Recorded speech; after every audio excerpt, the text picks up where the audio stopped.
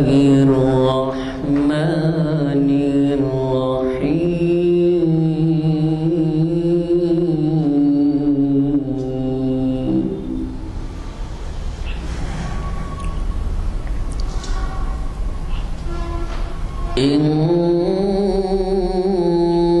إنا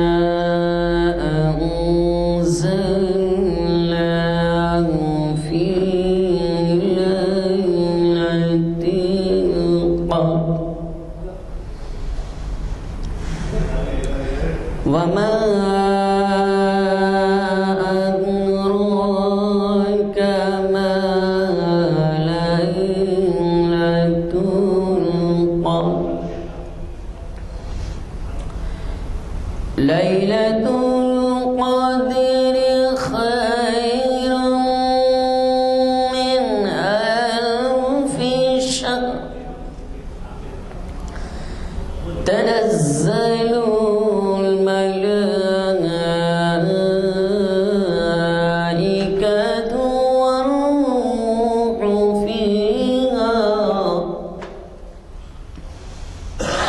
والروح فيها بإذن ربهم من كل أمر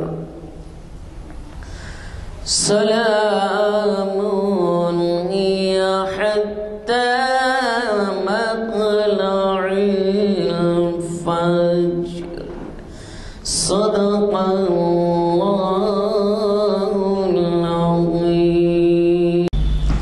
حضرات، مولانا پروگرام کے مطابق آج جامع مسجد عالیہ گرل فاؤنڈری میں تاریخ اسلام کا 942واں لیکچر ہو رہا ہے،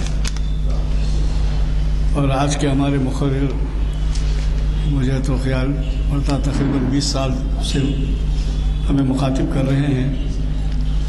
تو وہ ایک مصروف ترین پروفیسر ہیں، اور یہ بھی آپ کو معلوم ہے کہ وہ پریزیڈنٹ کے ایوارڈ یافتہ ہیں، اور ہمیں ان سے درس لینے کا موقع حاصل ہوتا ہے. اور آج کا عنوان انہوں نے دیا ہے تدوین علم تفسیر، تاریخی جائزہ. ہوا یہ تھا کہ اس سے پہلے اسی عنوان پر انہوں نے خطاب کیا، لیکن چونکہ وقت کی تنگی تھی اور لوگوں کو بھی اتنی دیر تک بیٹھنے کے لیے ذرا مشکل ہی ہوتا ہے، تو مشکل ہوتی ہے، تو وہ آج جو ہے اس سے دوم سے متعلق بیان فرمائیں گے. یہ محفل تاریخ اسلام کی، جیسے کہ میں نے کہا، 942ویں نشست جامع مسجد عالیہ گرل فاؤنڈری کے کانفرنس ہال میں آج بعد نماز عصر منعقد ہو رہی ہے. اور اس کو جیسے کہ میں نے ابھی عرض کیا، پروفیسر صاحب مخاطب کر رہے ہیں. آپ کو یہ سن کے خوشی ہوگی کہ یہاں تو تعداد جو بھی ہے، لیکن یہ بین الاقوامی طور پہ یہ نشر ہوتے ہیں. ہمارے یہاں ایسا انتظام ہے کہ کسی دنیا کے کسی حصے میں بھی چاہیں تو اس کو آن کر لے کر وہ سماعت کر سکتے ہیں. چنانچہ میں خود بھی دمام گیا تھا، اور کبھی بھی میں مس نہیں کرتا تھا، لگا کہ برابر یہ پروگرام اٹینڈ کیا کرتا تھا. بہرحال آپ سے گزارش ہے ہمیشہ کی طرح کہ کوشش کیجیے کہ آپ کے ساتھ نوجوان آئیں اور محفل اٹینڈ کریں، کیونکہ ہمیں سخت ضرورت ہے نوجوانوں میں ایسے محفلوں کی اور علم کے عام کرنے کی بھی. یہ بات کرتے ہوئے مخاطبت ختم کرتا ہوں. آپ دیکھ رہے ہیں کہ ہماری غفلت کی وجہ ہے کہ اخبار میں کوئی دن ایسا نہیں جاتا جس دن کے خطر کے نیوز نہیں چھپتے، اور اس میں خطر کے نیوز میں خاص طور پہ یہ فرقہ انوالو رہتا ہے، شامل رہتا ہے. تو آپ اندازہ لگائیے کہ وہ دور گیا جب کہ مہینے 2 مہینے میں، ایک آدھ وقت 3 مہینے میں ایک آدھ خطر کی اطلاع آتی تو سارے شہر میں دھوم مچ جاتی تھی، خطر ہو گیا. اور آج یہ حال ہے کہ روزانہ خطر کے ایک نہیں، بعض وقت 2-2 3 خطر کی اطلاع آتی. تو یہ سب اس وجہ سے ہے کہ لوگوں میں شعور نہیں ہے، دین کی اہمیت نہیں ہے، ان کے آبا و اجداد نے ان کو غفلت برتنے سے کچھ دین کی اہمیت سکھائی نہیں، اس کی وجہ سے وہ نہیں نظر آتے۔ اب آپ ہی غور فرما لیجیے، جو 25 سال سے نیچے کے نوجوان اگر ہے تو 1-2 واقعہ یا کوئی بھی نہیں ہے۔ تو میری گزارش ہے کہ آئندہ آپ اس بات کا خیال رکھیں۔ میں آج کے مقرر پروفیسر سید راشد ندوی صاحب کو دعوت خطاب دیتا ہوں، شہنشاہ تشریف لائیں۔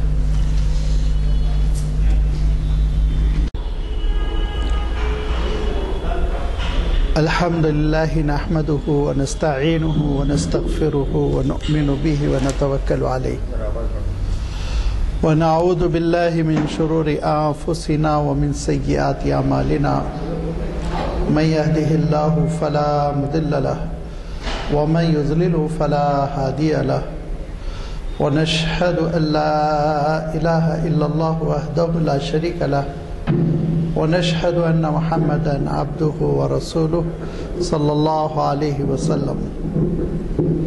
فقد قال الله تبارك وتعالى في القرآن الكريم والفرقان الحميد: إنا نحن نزلنا الذكر وإنا له لحافظون، صدق الله العظيم۔ بزرگوں اور دوستوں، گزشتہ مہینے جو مجلس ہوئی تھی، جو نشست ہوئی تھی تاریخ اسلام کی، اس میں ارادہ تھا کہ علم تفسیر کیسے مدون ہوا، کیسے تیار ہوا، اس کا ایک تاریخی جائزہ لیا جائے۔ لیکن حیرت انگیز طور پر میں صحابہ بلکہ تابعین کے زمانے تک آیا تھا کہ وقت ختم ہو گیا، اور تقاضا تھا کہ کچھ اور اشارے جو آگے ائمہ تفسیر نے انجام دیے ان کی کتابوں کی طرف کیا جائے۔ لہذا میں نے یہ معروضہ رکھا کہ میں نے یہ درخواست کی کہ اس کا سیکنڈ پارٹ، دیکھیے مائک کو مت چھیڑیے، ہٹ جائیے آپ وہاں سے، جب ایک اس پہ رکھ کے مقرر خود آواز کمی و بیشی کرتا رہتا ہے۔ مستقل ہوتا ہے یہ مسئلہ، ایک صاحب بیٹھ کے مائک سے کھیلتے رہتے ہیں اور اس میں آواز جو ہے بگڑتی رہتی ہے۔ تو میں عرض کر رہا تھا کہ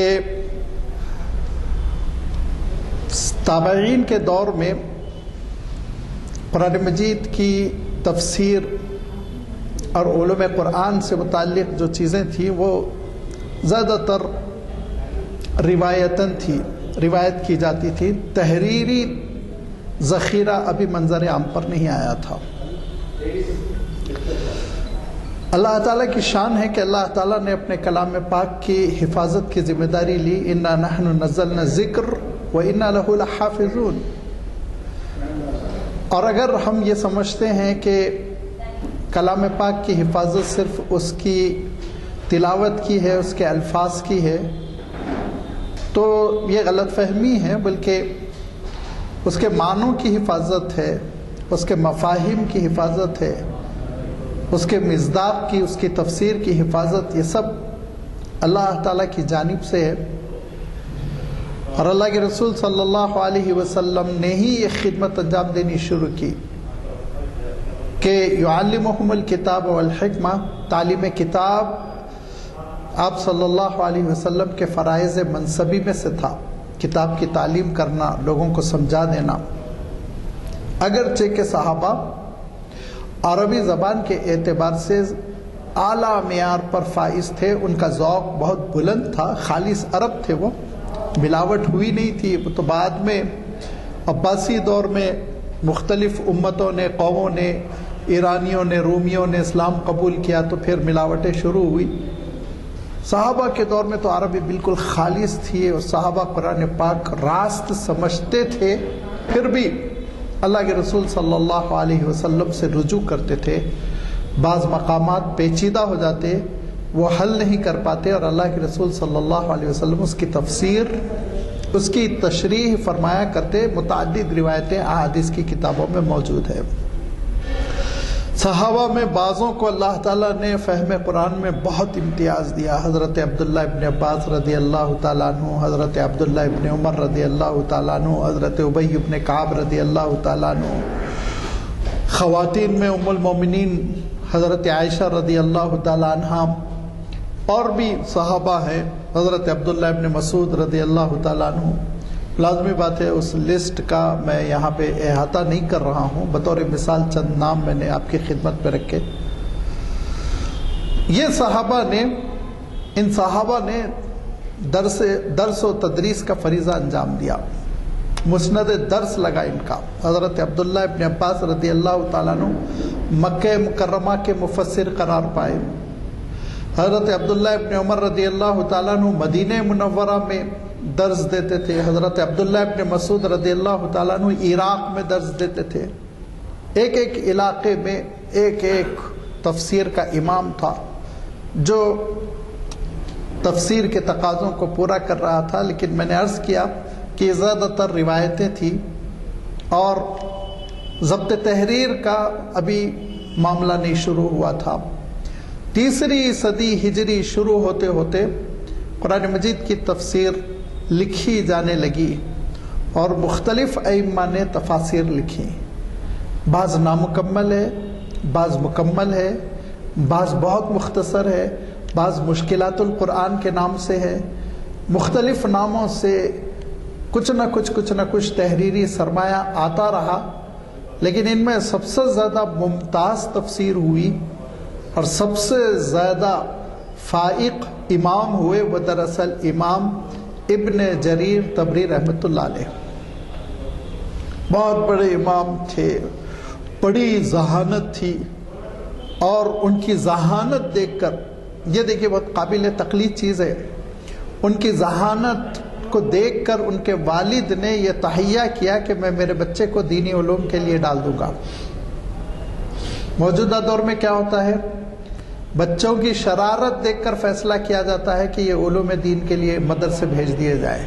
ذہین بچے ہیں تو پھر وہ تو MBBS کے لیے، انجینئرنگ کے لیے طے ہے. اور جو بچے ذہین نہیں ہوتے، ذرا شریر ہوتے ہیں، پڑھنے پر توجہ نہیں دیتے، ان بچوں کے سلسلے میں ماں باپ فیصلہ کرتے ہیں مدرسہ بھیج دو. لیکن اللہ تعالیٰ کا یہ بھی ایک شکر اور قرآن مجید کا معجزہ ہے کہ ایسے ناکارہ بچے بھی علماء بن کر نکلتے ہیں، قیادت کرتے ہیں بعد میں چل کر. لیکن امام ابن جریر طبری رحمۃ اللہ علیہ کے والد نے کہا میں اپنے لڑکے میں بڑی ذہانت پاتا ہوں، میں علوم نبوت کے لیے اس کو وقف کرتا ہوں. اس کے بعد انہوں نے خواب دیکھا، بڑا پیارا خواب، کہ اللہ کے رسول صلی اللہ علیہ وسلم ایک راستے سے گزر رہے ہیں اور ان کا بیٹا جو بعد میں امام طبری بنے، ابن جریر طبری، وہ اللہ کے رسول صلی اللہ علیہ وسلم کے راستے سے چھوٹے چھوٹے کنکر پتھر ہٹاتے جا رہے ہیں، صاف کرتے جا رہے ہیں. صبح اٹھ کر وہ علماء کے پاس گئے اور انہوں نے تعبیر پوچھی تو کہا کہ علوم نبوت میں جو مشکلات پیش آئیں گی اس کو تمہارا بچہ دور کرے گا. واقعہ یہ ہوا کہ 7 سال کی عمر میں حافظ، 9 سال کی عمر سے انہوں نے حدیث کی تعلیم حاصل کرنی شروع کر دی. محدث بن گئے، مفسر بن گئے، مورخ بن گئے، اور اس کے بعد علم، ادب، زہد، عبادت، تقوی، اپنے وقت میں منفرد امام تھے امام ابن جریر طبری رحمۃ اللہ علیہ. انتہائی متواضع، باوقار، خاموش طبیعت کے، اور کام اتنا ہے کہ اگر آپ ان کا کام دیکھیں گے، ان کا لٹریچر دیکھیں گے، جو کتب انہوں نے تالیف کر دی وہ کتب کو دیکھیں گے تو ہم لوگ عمر بھر میں اتنا پڑھتے نہیں جتنا انہوں نے لکھ دیا. حیرت ہوتی ہے کہ اللہ تعالیٰ نے کیا برکت دی تھی. تاریخ طبری اٹھائیے جو تاریخ میں بہت معتبر کتاب ہے، اتھارٹی ہے، ریفرنس بک میں اس کا شمار ہوتا ہے. تاریخ طبری 30 جلدوں میں انہوں نے وہ تاریخ لکھی، 30 جلدوں میں، اور ہر موضوع پر تقریباً کتاب ہے. یہ امام ابن جریر طبری رحمۃ اللہ علیہ اپنے زہد کے ساتھ، اپنے تقوی کے ساتھ بڑے اعلیٰ اخلاق کے مخالفین کا جواب نہیں دیتے تھے. مجلس میں ان کے خلاف لوگ اول فول بکتے لیکن وہ جواب نہیں دیتے تھے. یہاں تک کہ ایک صاحب جو علم حدیث سے تعلق رکھتے ہیں، انہوں نے ایک مجلس میں کھڑے ہو کر بڑے اعتراضات کیے، آپ یہ غلط کہتے ہیں، آپ یہ غلط کہتے ہیں، آپ کا یہ علم غلط ہے، لیکن بالکل سر جھکا کے خاموش بیٹھے رہے، کوئی جواب نہیں دیا. شاگردوں نے سمجھا کہ شاید مولانا سے حضرت سے غلطی ہوئی ہوگی. بعد میں گھر جانے کے بعد رسالہ لکھا اور ساری ان تہمتوں کا جواب دیا، ان الزامات کا جواب دیا جو مجلس میں لگائے گئے تھے، لیکن مخالف کا نام بھی نہیں لیا، صرف اعتراض اور اس کے جواب میں دلائل. یہ رسالہ بھی مطبوعہ ہے. یہی مزاج کا میں نے اپنے استاذ کو بھی پایا، حضرت مولانا سید ابو الحسن علی ندوی رحمۃ اللہ علیہ کو. چاہے جتنی بڑی تہمت لگا دے، انہوں نے جواب نہیں دیا، وہ جواب دینے کے عادی نہیں تھے. آپ کے شہر کے ایک بڑے سیاستداں تھے اور انہوں نے بڑے الزامات لگائے تھے، بابری مسجد بیچ دی، جیسے کیا بولوں میں، کسی کے والد کی جاگیر ہے کہ اٹھا کے بیچ دیں گے وہ. لیکن بہت خاموشی سے سنتے تھے مولانا، بہت تحمل تھا، بہت خاموش رہتے تھے. بعد میں لوگ پچھتائے، لوگوں کو احساس ہوا کہ ہم نے غلط الزامات لگائے تھے. اخبارات میں چھپتی تھی یہ چیزیں، میں طالب علم تھا جب ندوۃ العلماء کا، اخبارات میں یہ چیزیں چھپتی تھی. بابری مسجد کا راجیو گاندھی سے سودا کر لیا. کیسے سودا؟ مفاہمت کے لیے جا رہے ہیں، سمجھا رہے ہیں، مسجد ہے، مسجد کے بارے میں معاملات ہو رہے ہیں، لیڈرز اور بھی ہیں، مگر ہے مزاج لوگوں کا. امام طبری رحمۃ اللہ علیہ کے بارے میں آتا ہے، انہوں نے کبھی اپنے مخالف کا جواب نہیں دیا، کبھی نہیں، خاموشی سے کام کرتے تھے. یہاں تک کہ آپ حیرت کریں گے، ایک طرف امام صاحب کا مقام دیکھیے، دوسری طرف ہمارا مزاج دیکھیے کہ امام صاحب نے ایک کتاب لکھی فقہ پر، اور فقہ کی اس کتاب میں امام ابو حنیفہ رحمۃ اللہ علیہ کے مسائل کا تذکرہ کیا، امام شافعی رحمۃ اللہ علیہ کے مسائل کا تذکرہ کیا، امام مالک رحمۃ اللہ علیہ کے رجحانات کا تذکرہ کیا. امام احمد ابن حنبل رحمۃ اللہ علیہ کے نہ فتوے کا ذکر کیا، نہ نام آیا. تو حنبلی حضرات نے گھیراؤ کیا اور کہا آپ نے ہمارے امام کا نام کیوں نہیں لکھا، ان کا فتویٰ کیوں نہیں لکھا. تب امام طبری رحمۃ اللہ علیہ نے کہا دیکھو میں ان کو بہت بڑا امام مانتا ہوں، لیکن فقہ میں نہیں، حدیث میں. میں ان کو محدث مانتا ہوں، فقیہ میں نہیں مانتا ان کو. اس کی سزا یہ دی گئی کہ امام صاحب کو وفات تک گھر سے نکلنے نہیں دیا گیا، گھر کا گھیراؤ کیا گیا، اور وفات تک تقریباً 5-6 مہینے تک گھر میں وہ بند رہے، جس کو ہم لوگ نظر بند کہتے ہیں. دیکھیے موجودہ اصطلاح میں عوام الناس نے جو حنبلی مسلک کے حامل تھے، انہوں نے گھیراؤ کیا، گھر سے نہیں نکلنے دیا، گھر میں وفات ہوئی، گھر میں نماز جنازہ ہوئی، گھر میں تدفین ہوئی ان کی، وہ بھی رات میں. ٹالرنس نہیں ہمارے اندر. ذرا ہم سے کوئی اختلاف کرے، ذرا کوئی نئی بات کر جائے، ایک انسان پڑھتا لکھتا ہے، اس کا کچھ نظریہ بنتا ہے، اس کو بولنے دو. آپ کو اگر اطمینان نہیں ہے مخالفت کے لیے دلائل دیجئے، جواب دیجئے، لیکن بائیکاٹ کرو، اس کو جینے نہ دو، پانی بھی نہ دو، اس کو بغیر پانی کے ذبح کر دو الٹی چھری سے. یہ جو مزاج بن گیا ہے نا، یہ انتہائی خراب مزاج ہے. اور مغربی اقوام کی ترقی کا جو راز ہے نا، ان کے پاس اللہ کے رسول صلی اللہ علیہ وسلم نے جو تحمل دیا تھا، حلم، ٹالرنس کی صلاحیت، وہ ان کے پاس شفٹ ہو گئی، ہمارے پاس ختم ہو گئی. ان کے پاس ہے اختلافات، سائنٹسٹ ایک دوسرے سے اختلاف کرتے ہیں، سیاستداں ایک دوسرے سے اختلاف کرتے ہیں، مگر اختلاف کے معنی یہ نہیں ہوتے قتل کر دو سامنے والے کو، جینے ہی نہ دو. مسجد میں بھی خطاب نہیں ہو سکتا، بیان بھی آپ نہیں کر سکتے، کہیں بھی آپ گھوم پھر نہیں سکتے. یہ جو مزاج ہے یہ کہاں سے مسلمانوں کے اندر آ گیا؟ جبکہ اللہ کے رسول صلی اللہ علیہ وسلم نے اپنے اقوال اور ارشادات سے بھی اور اپنے عمل سے بھی اتنا تحمل سکھایا اپنے مخالفین کو. آخری وقت تک آپ نے منافقین کو قبول کیا، گوارا کیا. منافق جن کے بارے میں اللہ تعالیٰ کہتا ہے جہنم کے نچلے درجے میں ہوں گے، لیکن اللہ کے رسول صلی اللہ علیہ وسلم نے برداشت کیا، ان کے خلاف محاذرہ ہی نہیں کی، ان کے خلاف جملے نہیں کسے، خاموش رہتے تھے اللہ کے رسول صلی اللہ علیہ وسلم۔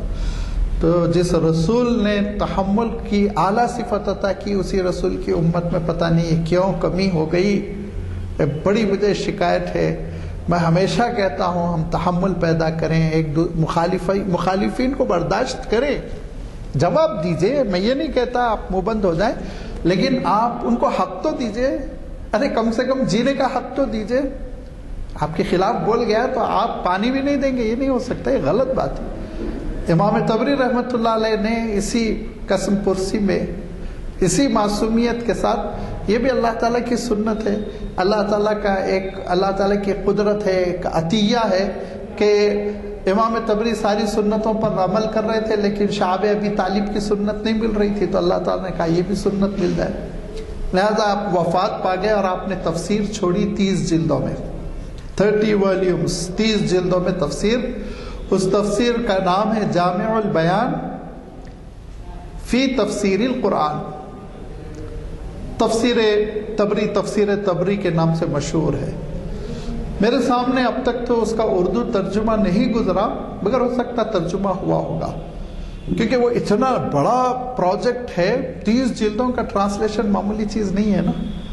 لیکن یاد رکھیے کہ وہ علوم قرآن کا سمندر ہے، سمندر مدہوش ہو جاتا ہے پڑھنے والا، ایسی ایسی چیزیں نکھر کر کھل کر آتی ہیں کہ ان کو پڑھنے سے پتہ چلتا ہے کہ اللہ تعالیٰ کے کلام میں کیا کیا چیزیں ہیں۔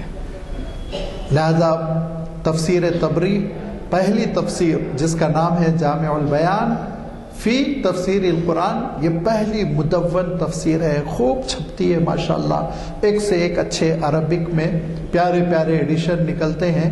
لیکن بہرحال اگر اردو ترجمہ نہیں ہے تو ہم سب اس سے محروم ہیں، یا تو ہم عربی سیکھیں یا ترجمہ کروائیں۔ جیسے میں نے عرض کیا، علوم کا ذخیرہ ہے، ترجمہ ہونا چاہیے، ہمارے گھروں میں وہ تفسیر رہنی چاہیے۔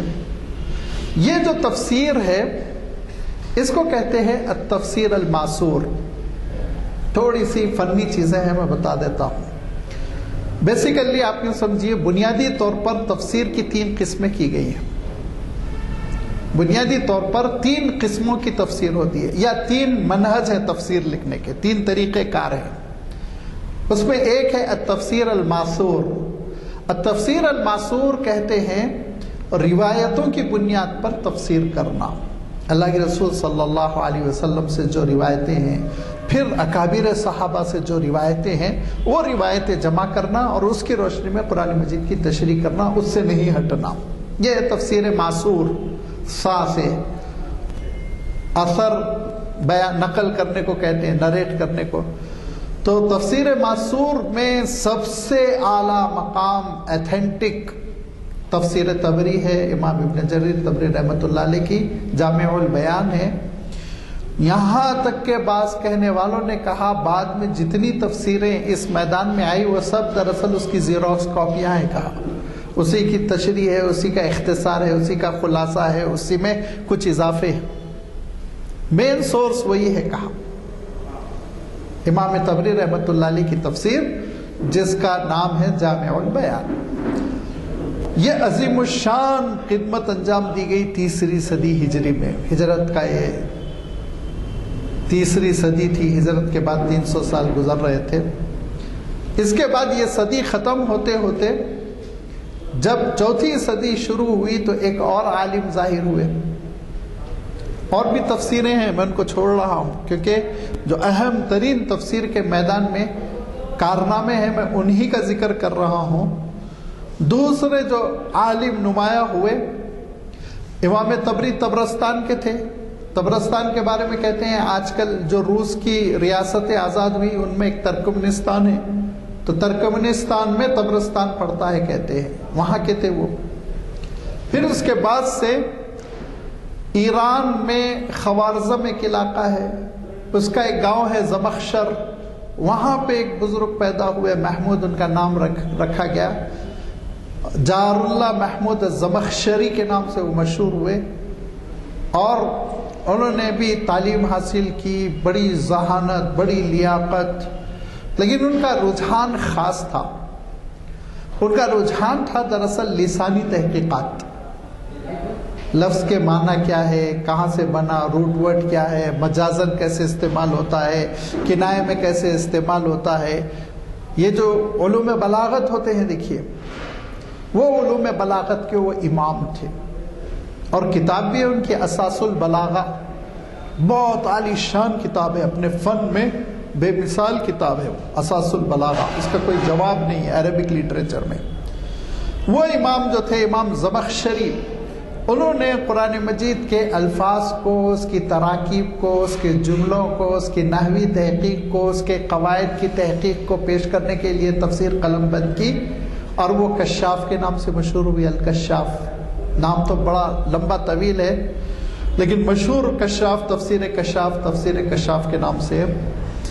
تفسیر کشاف کی ندرت یہ ہے کہ اگر لنگوسٹیکل پرابلم ہے، آپ کو کوئی لفظ نہیں سمجھ میں آ رہا، گرامیٹیکل کسی سینٹنس کو آپ قرآن پاک کی آیت کو اینالائز نہیں کر پا رہے ہیں، اس میں بلاغت کا کیا حسن ہے، محاسن فنی کیا ہے، یہ دیکھنا چاہتے ہوں تو آپ کو لا محالہ کشاف سے رجوع کرنا پڑے گا، اگرچہ کہ وہ تھوڑا سا اہل السنت والجماعہ کے عقیدے سے ذرا سا ہٹے ہوئے تھے، تھوڑا ان کے پاس اعتزال تھا۔ اعتزال کس کو بولتے ہیں؟ معتزلہ، آپ نے نام سنا ہوگا، معتزلی ہوتے تھے۔ اعتزال کہتے ہیں جو عقل کو بہت ترجیح دیتے ہیں، عقل کی بنیاد پر ہی گفتگو کرتے ہیں، روایتوں کو ذرا وہ کمزور کر دیتے ہیں، روایتوں پر استناد نہیں کرتے، توجہ نہیں کرتے۔ میں اس کی ایک مثال دے دیتا ہوں سمجھنے کے لیے، کہ ایک اور بھی معتزلی عالم گزرے تو انہوں نے کہا کہ مجھے یہ نہیں سمجھ میں آتا کہ اللہ کے رسول صلی اللہ علیہ وسلم میں، یہ گمراہی کی باتیں میں نقل کر رہا ہوں، میرا قول نہیں ہے ہرگز، آپ کہیں سمجھیں کہ میرا بھی مسلک ہے، نعوذ باللہ، مثال دے رہا ہوں میں۔ وہ عالم یہ کہتے ہیں اللہ کے رسول نے یہ کیوں کہا کہ کتے کا جھوٹا نجس ہے، بلی کا جھوٹا نجس نہیں ہے، جبکہ کتا تو ہمارا وفادار ہے، بلی تو بے وفا چھتوں پہ پھرتی رہتی ہے، تو الٹا ہونا چاہیے تھا۔ ایسا عقل سے سوچنا، غلط سلط باتیں کرنا۔ دیکھیے دین جو ہے نا، قیاس کا نام نہیں، عقل کا نام نہیں، دین احکام کا نام ہے۔ حضرت علی رضی اللہ تعالیٰ عنہ فرماتے تھے نا، اگر دین عقل کا نام ہوتا تو جب میں خفین پہ مسح کرتا تو خفین کے نیچے کرتا، اوپر تھوڑی کرتا، نیچے لگتا ہے نا، زمین کو مٹی اٹی تو نیچے لگی، لیکن اللہ کے رسول نے اوپر مسح کرنے کا حکم دیا ہے۔ تو کہا دین عقل کا نام نہیں ہے، دین تو اللہ اور اس کے رسول کے احکام کا نام ہے، اس کی پابندی کرنا۔ لہذا معتزلہ کے پاس یہ نہیں ہے، ان کے پاس المنزل بین المنزلتین، العدل واجب وغیرہ، یہ وہ عقلی چیزیں ہیں جس کی وجہ سے انہوں نے بڑا فتنہ کھڑا کیا۔ امام احمد ابن حنبل کو خلق قرآن کے مسئلے میں پھر بارم پیٹی ہوئی، 80 کوڑے لگے، وہ پوری داستان ہے ان کی گمراہیوں کی۔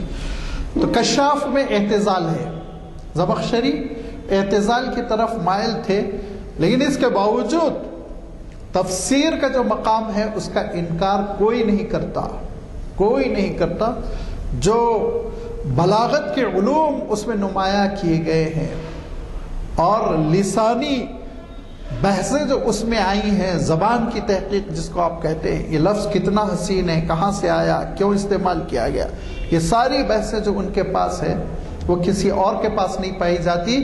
لہذا یہ دوسری اہم تفسیر ہے جس کو کہتے ہیں تفسیر بالرأی۔ پہلی قسم میں نے کہا تھا نا تفسیر الماسور، دوسری قسم ہوتی ہے التفسیر بالرأی۔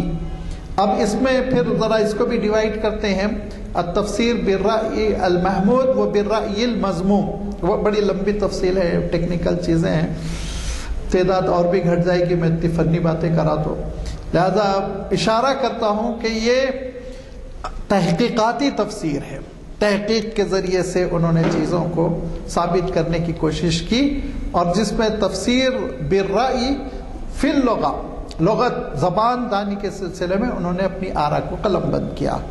لیکن چوتھی صدی ختم ہوتے ہوتے فلاسفہ وہ لوگ کھڑے ہو گئے جو یونان کے فلسفہ زدہ تھے اور علم کلام کے مسائل کھڑے کر رہے تھے، اور جو رومیوں کی اور جو حتیٰ کہ ہندوستانیوں کی جو چیزیں تھیں منطقی، وہ ان کو دہرا رہے تھے، ان کے اوپر بغداد میں مجلسیں ہو رہی تھی۔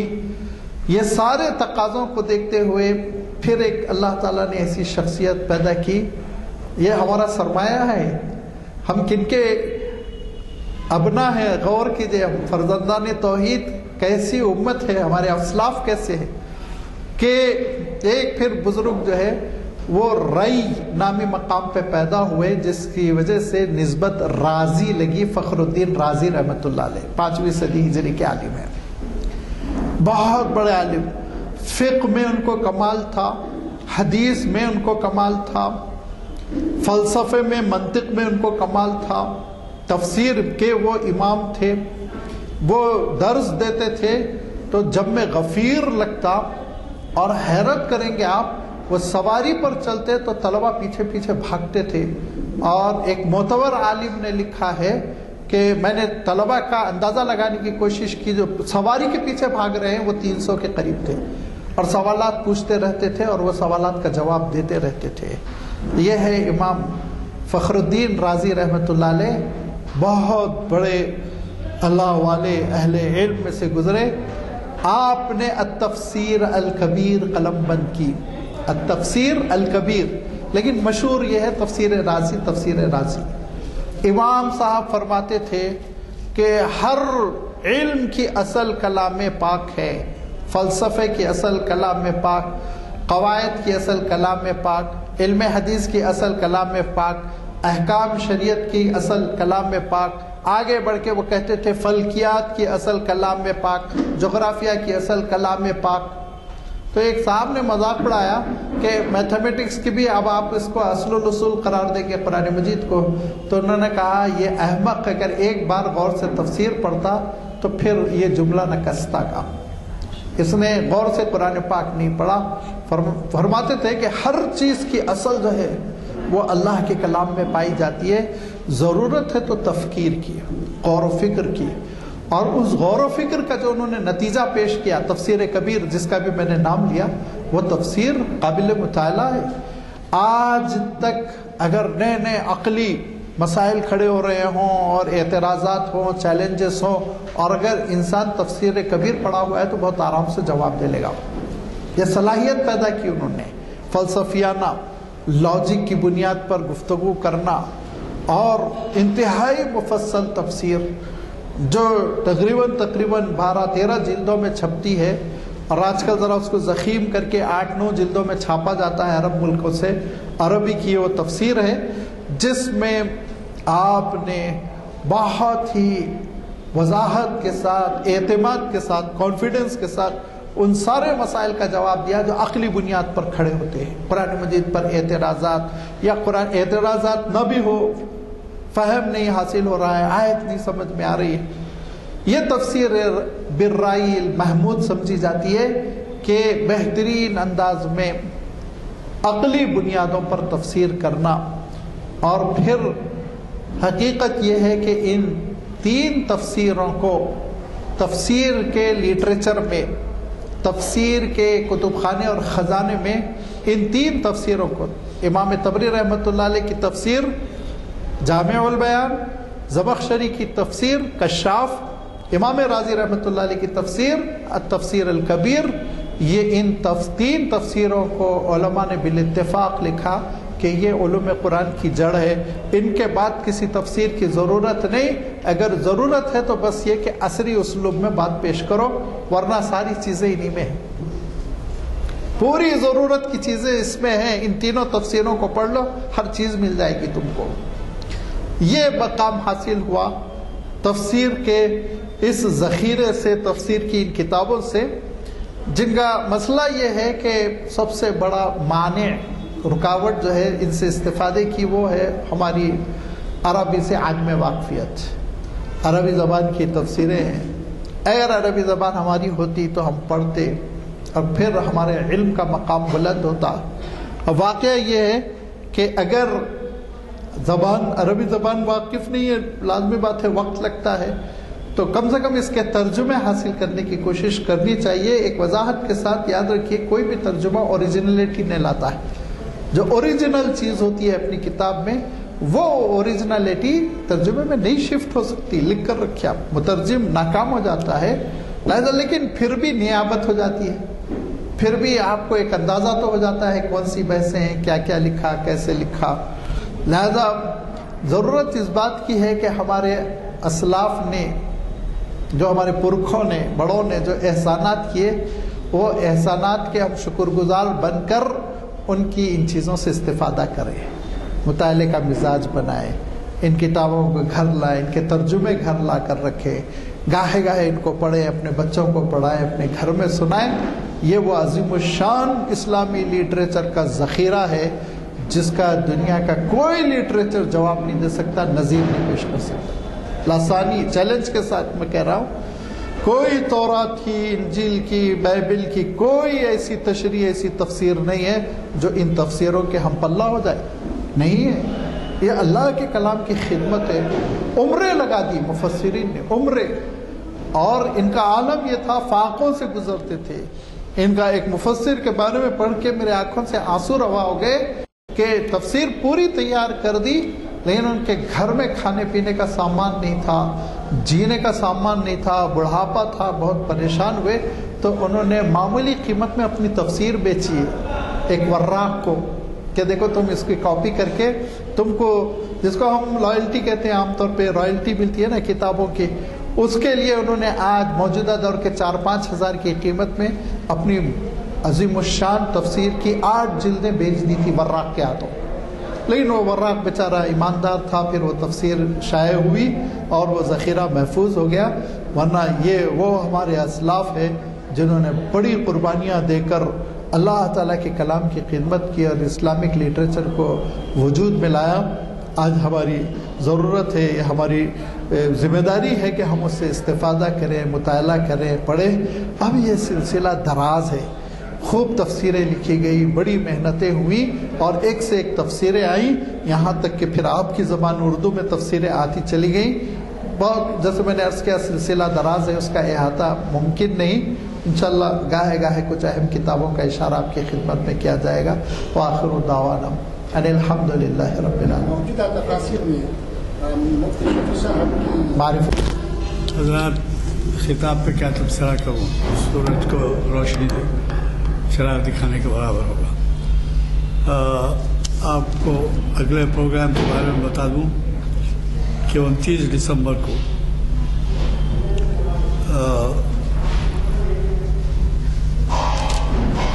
پہلے پیر کے دن کا سنا دیتا ہوں. 27 دسمبر کو نئے سال کی آمد مقام احتساب کوئی برت. یہ مفتی محمد عمران قاسمی صاحب جن سے آپ واقف ہیں اور انہوں نے اب تک کئی مرتبہ خطاب کیا ہے ہمارے یہاں, شریعت انفارمیشن سروس کی 839ویں نشست کو مخاطب کریں گے اسی جگہ پر. ضرور تشریف لائیں کیونکہ ظاہر ہے نئے سال کی آمد ہے اور بر وقت اس کے بارے میں تفصیلات آپ کو ملے گی, ہدایات ملے گی. اور پھر 29 دسمبر کو اقبال کی زندگی کے چند اہم واقعات ڈاکٹر رؤوف خیر صاحب مخاطب کر رہے ہیں. محفل اقبال شناسی کی 1059ویں نشست ہے. آج کے خطاب کے لیے ہم نے جو کچھ معلومات حاصل کی اس کے بارے میں مجھے تو کم از کم اس کا اعتراف ہے کہ کئی ایسی باتیں تھیں جو جس سے ہم واقف نہیں تھے. اور ہمارے مقررین کی خاص بات یہ ہوتی ہے کہ بڑی ہی تیاری سے آتے ہیں اور آپ کو اندازہ ہوگا کہ کس طرح سے ایک دریا ہے کہ ابھر رہا ہے معلومات کا. ایسا خطاب رہا آج کا. چونکہ محفل کے وقت ہو چکا ہے اس لیے مقرر صاحب سے دعا کی گزارش کی جائے. اللهم لك الحمد كما ينبغي لجلال وجهك وعظيم سلطانك والصلاة والسلام على حبيبك ورسولك محمد آله وصحبه. ربنا آتنا في الدنيا حسنة وفي الآخرة حسنة وقنا عذاب النار. ربنا لا تزغ قلوبنا بعد إذ هديتنا وهب لنا من لدنك رحمة إنك أنت الوهاب ربنا اغفر لي ولوالدي وللمؤمنين يوم يقوم الحساب ربنا تقبل منا إنك أنت السميع العليم وارنا مناسكنا وتب علينا إنك أنت التواب الرحيم برحمتك يا أرحم الراحمين والحمد لله رب العالمين صلى الله عليه وآله وصحبه أجمعين.